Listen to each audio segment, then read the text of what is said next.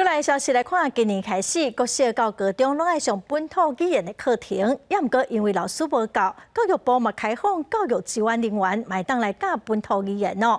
今仔有母语教育团体是出面抗议讲，本土语的支援教师薪水上过低，呼吁教育部爱调薪哦。教育部嘛强调讲，调薪的方案已经会审查了。我们的就是教职人员真的第一个。收入非常的微薄，这是真的。为111学年开始，国小到高中拢爱上本土语言课。为着补师资的空缺，全台湾目前有5000多个教学支援人员入校教囡仔本土语言。不过，因教一节课的薪水才300-400块。如果若是恁的后代、恁的子弟，恁敢愿意互伊来从事这种教学的工作？恁敢袂？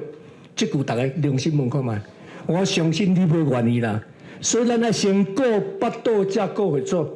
教职人员全面调薪。吹过黄国书等立法委员召开记者会，呼吁教育部爱护教学支援人员更较好的待遇。先前呢，我们部长这边有承诺说会调涨，而且应该是不只是4%，因为太久没有调薪了。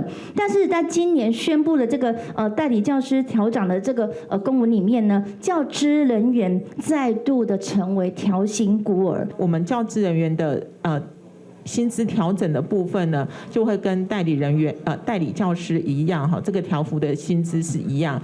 那追溯的部分呢，也是跟代理教师一样，会追溯到今年的2月1号。教育部表示，因为代理代课教师甲教学支援人员的公文系统无同，目前教学支援人员起薪水的公文也搁咧审，也无确定当时的通过。记者林世豪、谢桂林台北报道。